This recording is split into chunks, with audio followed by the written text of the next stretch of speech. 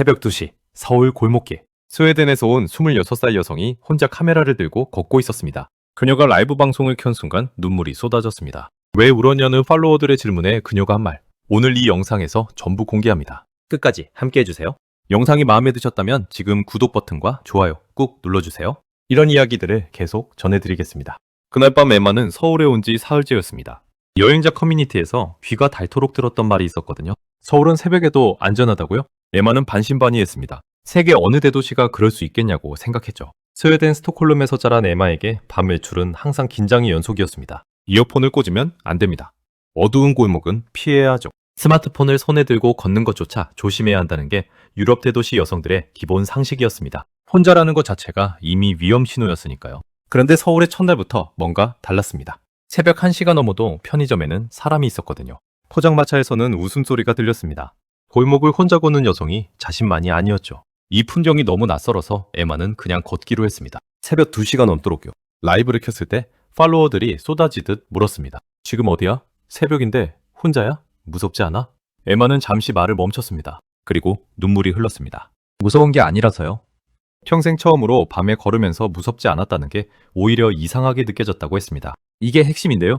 에마의 눈물에는 단순한 감동 이상의 이야기가 담겨 있었습니다. 서울의 야간 안전성은 실제 수치로도 증명됩니다. 서울의 야간 강력범죄 발생률은 인구 대비로 봤을 때 주요 선진국 대도시들과 비교해 현저히 낮은 수준이랍니다. 런던, 파리, 뉴욕.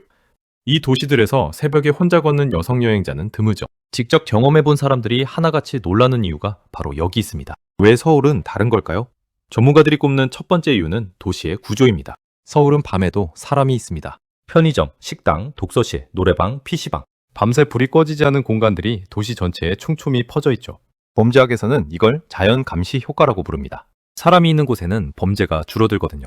어둠 속에 혼자 있을 일이 없다는 것 그 자체가 안전의 토대가 됩니다. 두 번째 이유는 CCTV입니다. 서울의 공공 CCTV 미도는 세계 최상위 수준이랍니다. 주요 도로는 물론이고 이면도로, 골목 구석구석에도 카메라가 있어요. 이게 강력한 억제력으로 작용하죠.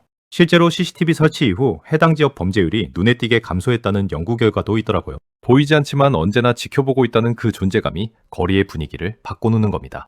잠깐, 여기서 중요한 게 있습니다. 세 번째는 문화적 요인입니다. 한국 사회에는 남에게 민폐 끼치면 안 된다는 의식이 깊이 뿌리내려 있습니다. 특히 공공장소에서의 행동에 대해 사회적 시선이 강하게 작용하죠. 타인에게 피해를 주는 행동은 강한 사회적 비난을 받습니다.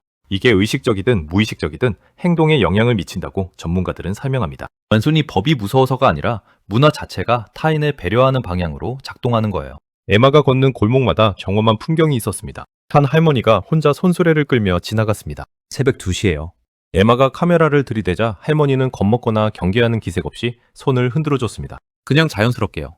편의점 앞에서는 젊은 청년들이 라면을 먹다가 먼저 말을 걸었습니다. 어디서 왔어요? 맛있는 거 먹어봤어요? 어색하지 않게 따뜻하게요. 그때 에마는 깨달았다고 합니다. 서울의 밤이 안전한 이유가 시스템만이 아니라는 것이요. 사람들 자체가 열려 있었습니다. 낯선 사람을 잠재적 위협으로 보지 않고 그냥 또 다른 사람으로 봤거든요. 그 시선의 차이가 공간 전체의 온도를 바꿔놓고 있었습니다. 에마의 라이브를 보던 전 세계 팔로워들의 반응도 흥미로웠습니다. 유럽 시청자들은 믿기 어렵다는 반응이 많았습니다.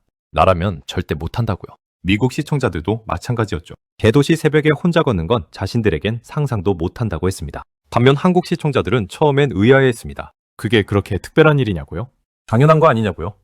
바로 이게 중요합니다. 한국인들이 당연하게 여기는 것들이 세계 많은 나라에서는 전혀 당연하지 않습니다. 일본에서 온 한 여성 여행자는 서울에서 처음으로 밤에 이어폰을 끼고 걸었다고 했습니다. 일본도 안전한 나라로 손꼽히지만 서울의 밤은 더 생동감 있고 활기차면서도 안전하다는 느낌을 받았다는 거죠. 동남아 여행자들도 비슷한 말을 합니다. 방콕도 마닐라도 모두 활기차지만 새벽에 혼자 걷기에는 다르다고요. 서울과 비교하면 확실히 다르다는 말을 되풀이합니다. 그렇다면 한국은 처음부터 이런 나라였을까요? 놀랍게도 그렇지 않습니다.